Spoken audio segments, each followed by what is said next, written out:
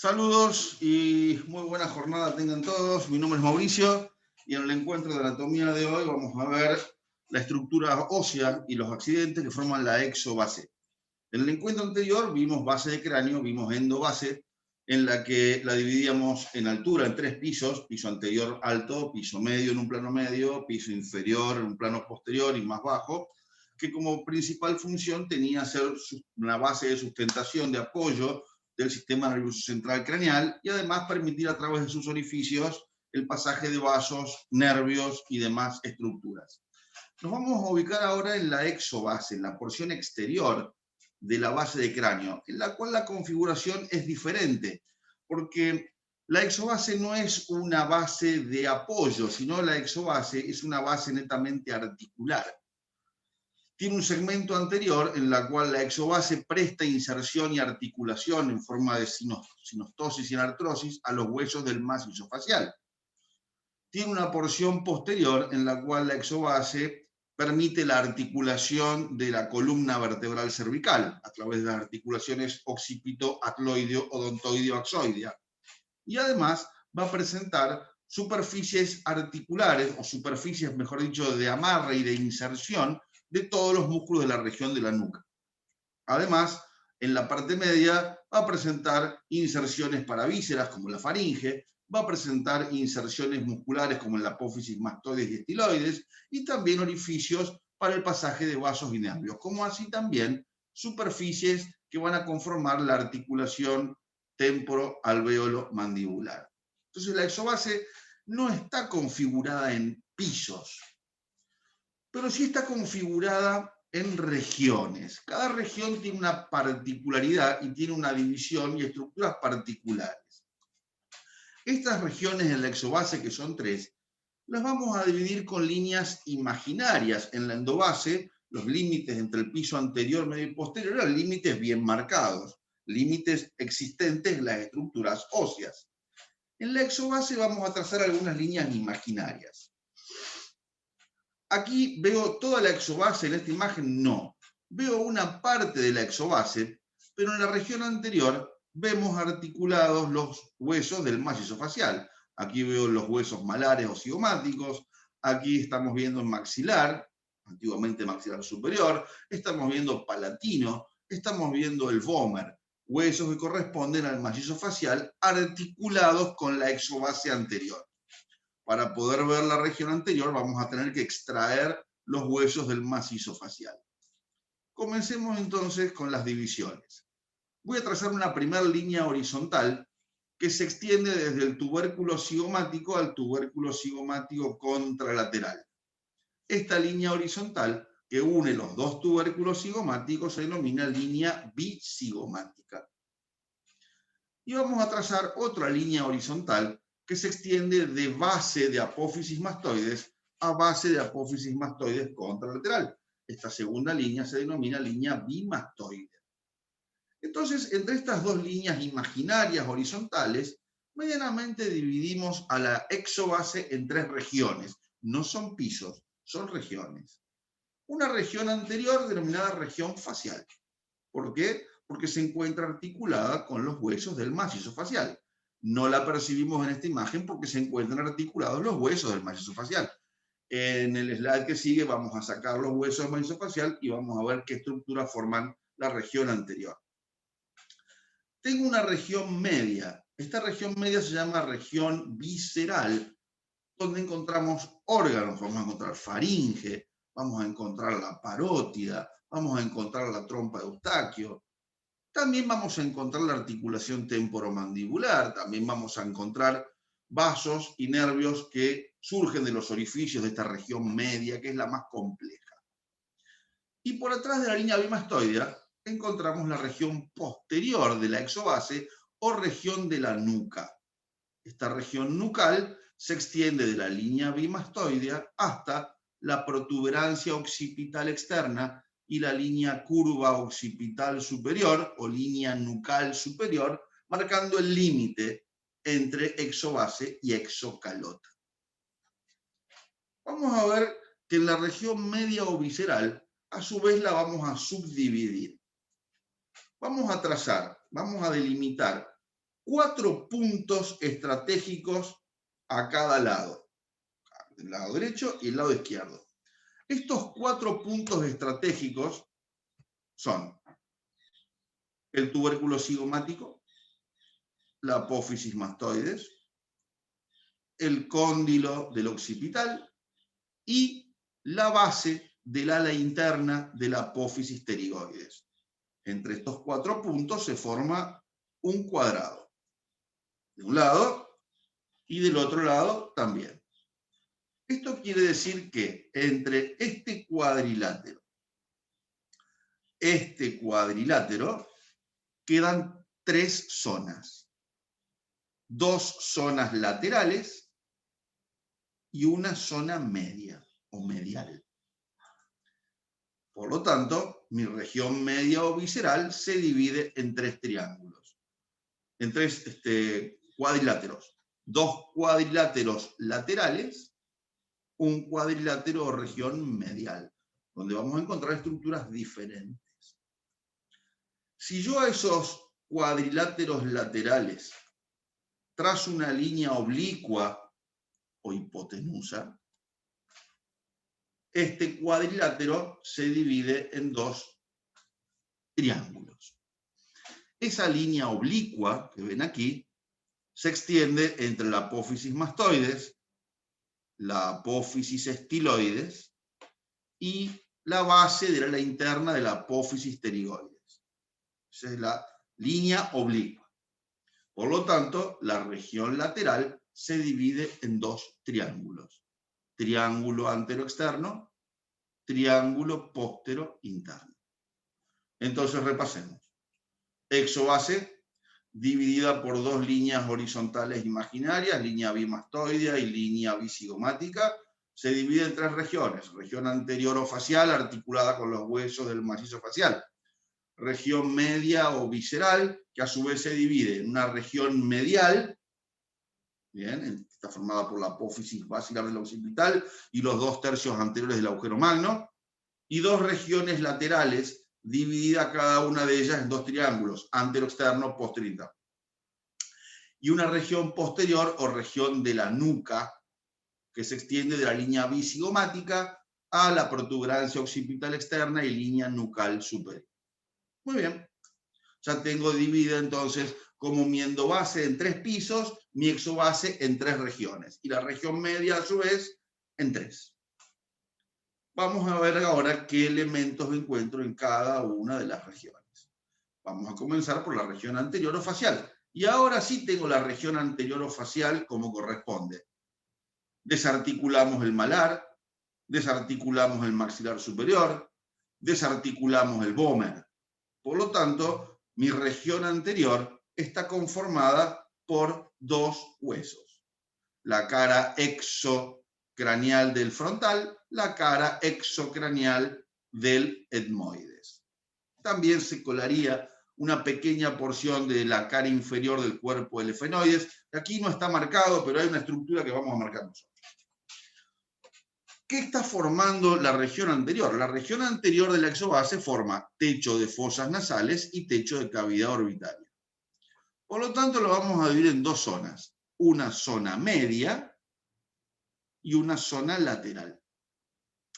En la línea media, siempre vamos a ir de adelante a atrás, encontramos la espina nasal del frontal, que es una espina de tipo pirámide triangular, que forma tanto el techo de las fosas nasales como la porción más anterior del tabique nasal. Por atrás, la lámina perpendicular del etmoides, que es la porción vertical del etmoides que está por debajo de la lámina cribosa. Esa lámina perpendicular forma el eje del septum o tabique nasal. Y por atrás, si bien no se observa en esta imagen, bien, la cresta efenoidal inferior. La cresta efenoidal inferior es una pequeña cresta, una pequeña elevación. Yo aquí tengo mi efenoides. Bien, aquí lo veo de frente y aquí lo veo de abajo. Esa línea que ven, esta es la cara inferior del cuerpo. Esta línea que observan acá es la cresta efenoidal inferior. Esta cresta efenoidal inferior es la que se articula con las alas del vómer y forma la esquindelesis esfenovomeriana.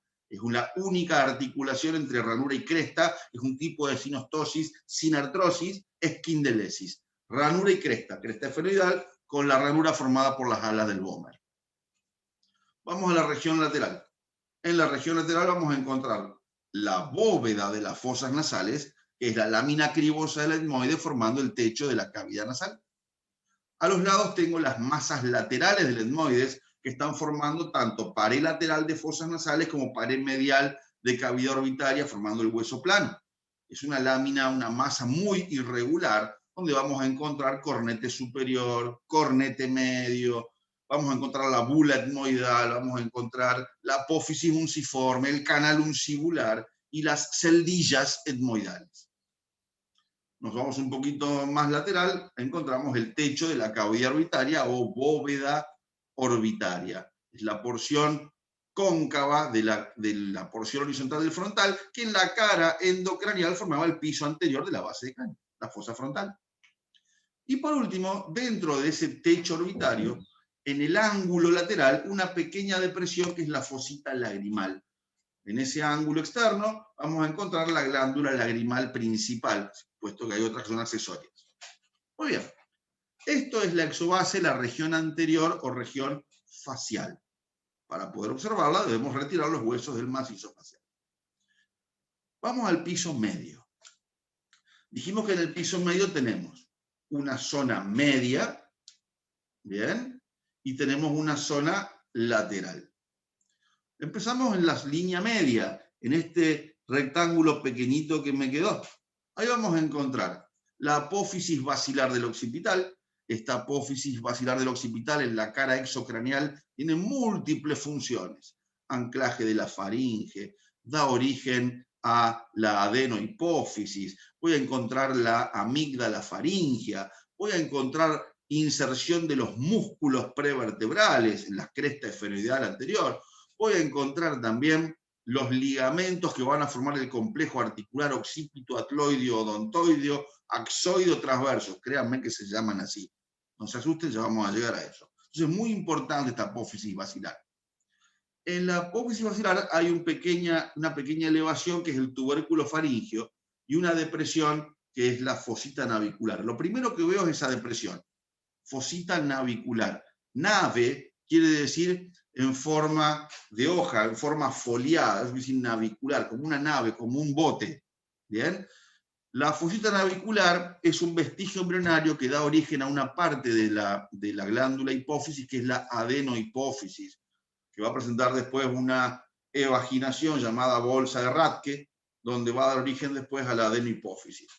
Pero en la vida postembrionaria, en la fosita navicular encontramos un órgano linfoideo que es la amígdala faríngea. Está en el techo de las fosas nasales, está en el techo de la rinofaringe. Por atrás está el tubérculo faríngeo, es una pequeña elevación puntiforme donde se ancla la aponeurosis intrafaríngea y donde va a anclarse también el músculo constrictor superior de la faringe en la línea media. Fosita navicular. Eso es lo que voy a tener en mi parte media.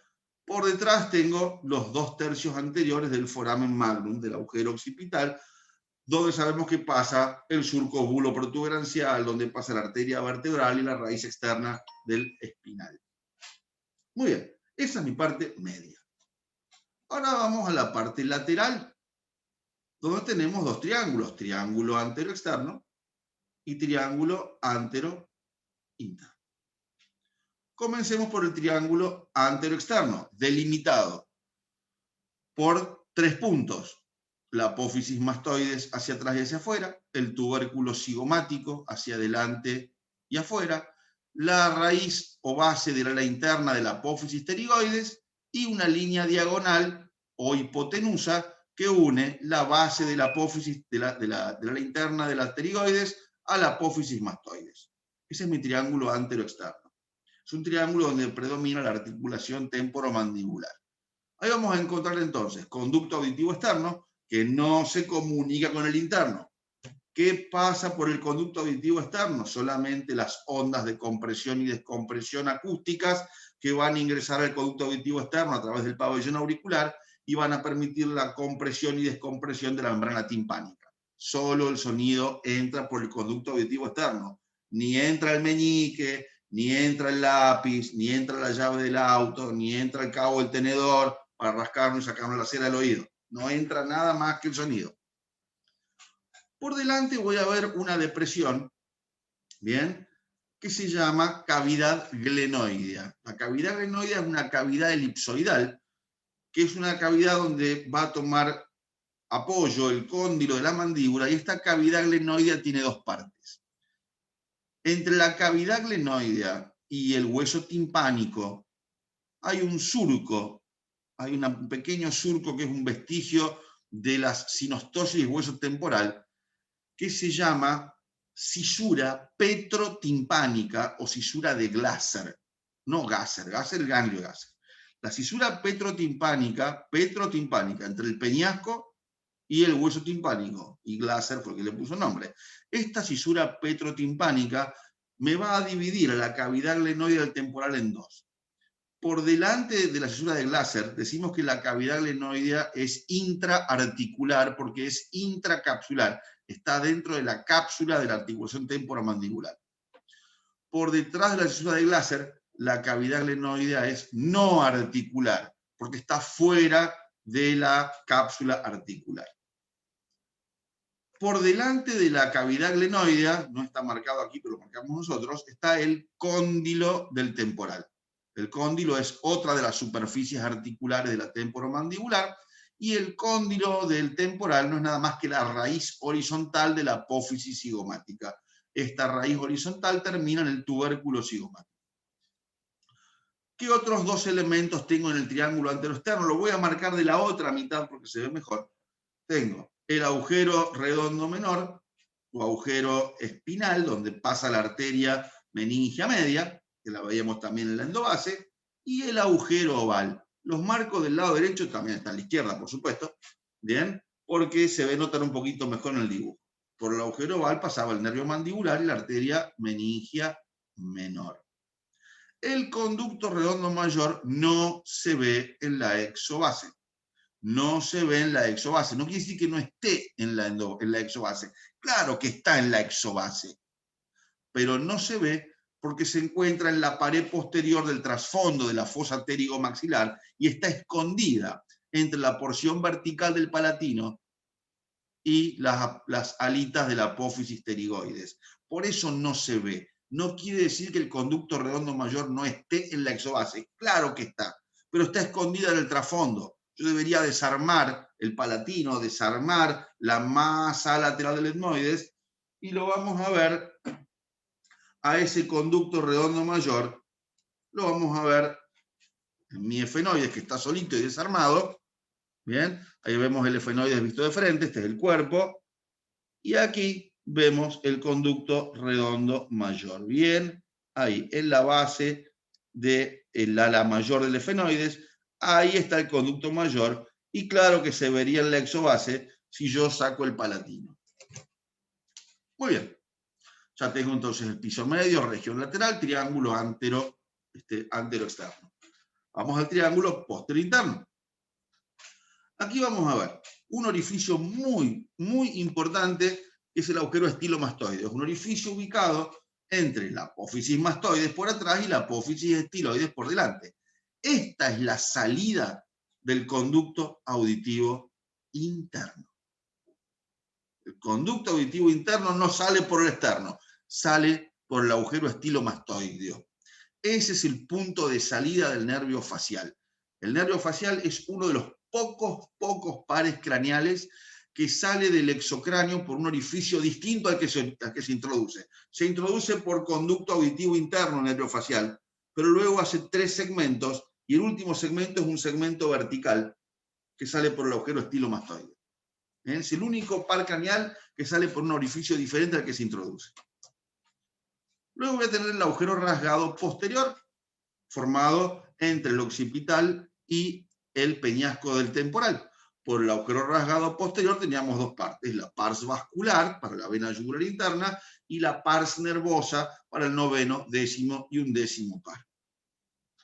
Vamos a encontrar el agujero carotidio. Acá está denominado como agujero, pero es un conducto, no es un agujero. Por el conducto carotídeo se introduce la arteria carótida interna y el plexo pericarotídeo, que es un plexo del sistema nervioso autónomo simpático.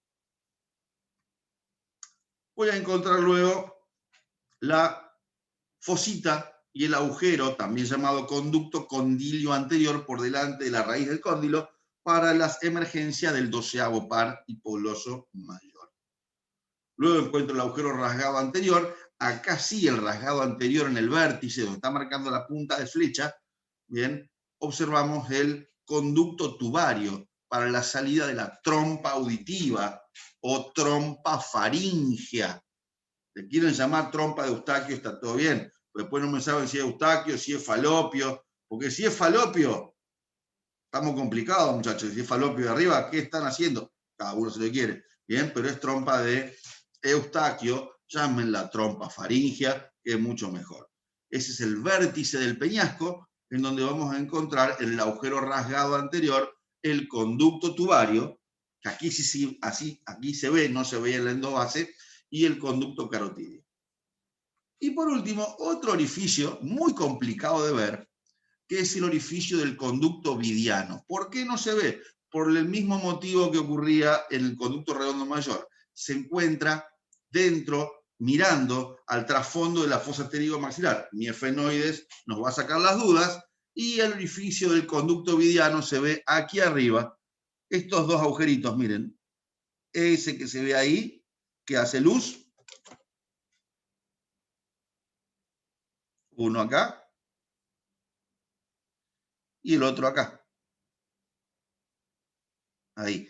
El conducto vidiano es un conducto que se forma por la unión de las raíces de la ala interna de la apófisis pterigoides y el ala externa. Por el conducto vidiano pasa un nervio, que es el nervio vidiano, que se forma por la fusión de los nervios petroso superficial y profundo del facial y el glosofaringio. Traen información neurovegetativa, ¿bien?, del núcleo lácrimo muco-nasal.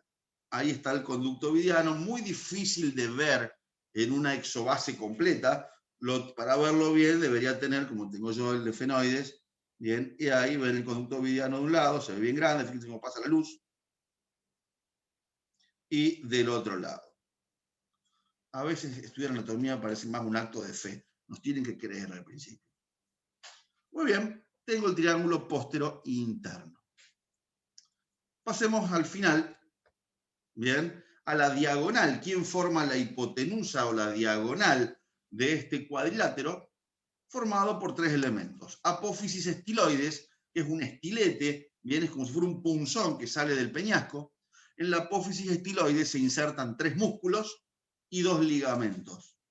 Bien, músculos estilogloso, músculo estilofaringio, bien, y músculo estiloioideo, y dos ligamentos, el ligamento estilomandibular y el ligamento estiloioideo, forman parte del aparato ioideo.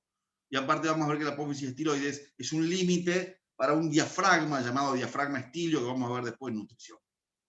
Luego tengo la apófisis vaginal, que es una, vagina quiere decir vaina, ¿bien? Es una lámina del peñasco que recubre por delante la apófisis estiloides. Apófisis vaginal es una vaina que cubre por delante la estiloides. Y por último, veo la espina del efenoides, donde va a tomar la inserción un ligamento, se llama ligamento esfenomandibular, lo vamos a ver más adelante en nutrición, como ligamento pasivo extracapsular de la articulación temporomandibular. Muy bien, ya tengo la línea oblicua, la diagonal, que me une apófisis mastoides con la base del ala interna de la apófisis pterigoides. Por último, pasamos al piso posterior. En el piso posterior también vamos a tener una línea media y una línea lateral, una región lateral. En la línea media veo obviamente el foramen magnum, que también lo veíamos en la piso región media. Bien, foramen magnum. Ya sabemos de sobra qué pasa por el foramen magnum. Luego veo la protuberancia occipital externa, palpable a través de la piel, que me está dividiendo región de la calota por arriba con región cerebelosa o fosa posterior hacia abajo. Y luego la cresta occipital. Esta cresta occipital, bien, va a terminar en este punto.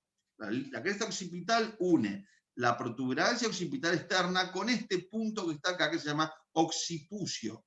El occipucio es la intersección del borde posterior del agujero magno con la cresta occipital. Bien, la parte más baja de la región nucal, occipucio. Ahí vamos a encontrar la interdigitación media de los músculos de la nuca. Vamos por último a la región lateral.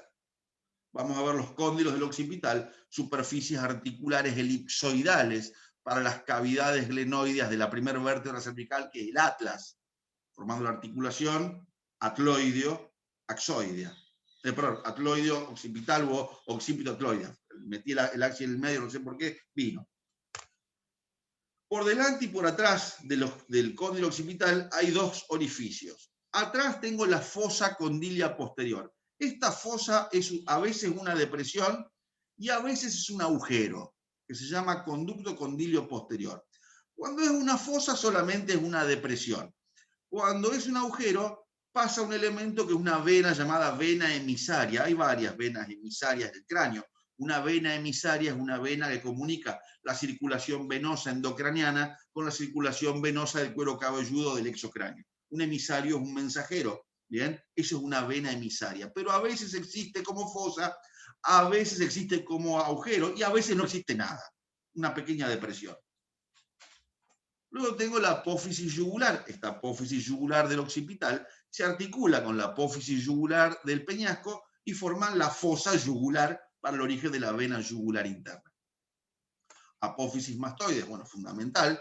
Bien, la apófisis mastoides es un área, es una apófisis ósea que en su interior está trabeculada, como si fuera un panal de abejas, porque forma un reservorio de aire para generar una corriente de aire entre la caja del tímpano y la trompa faríngea. Bien, es una cavidad con aire y moco que genera una circulación, dijimos recién, de aire. Y además permite la inserción del músculo esternocleidomastoide. Es un punto de soporte importante del cráneo. Medial a la apófisis mastoides hay otra saliencia que se llama apófisis paramastoidea, porque es paralela a la mastoide.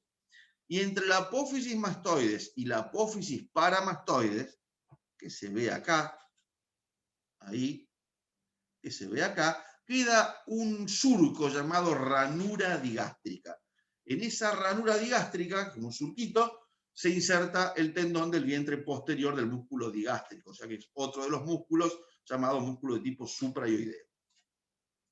Por último, tengo dos líneas oblicuas, llamada línea curva occipital superior, línea curva occipital inferior, la superior se palpa bien, donde se insertan los músculos extensores del cuello o extensores de la nuca. Por ejemplo, en línea curva occipital superior se inserta el músculo trapecio para permitir la extensión del cuello. Muy bien, y no tenemos más elementos en la exobase. Que tengan una muy buena jornada, pásenla muy bien, pórtense mal, que es mucho más divertido, y nos estamos viendo en la próxima jornada, en la próxima clase.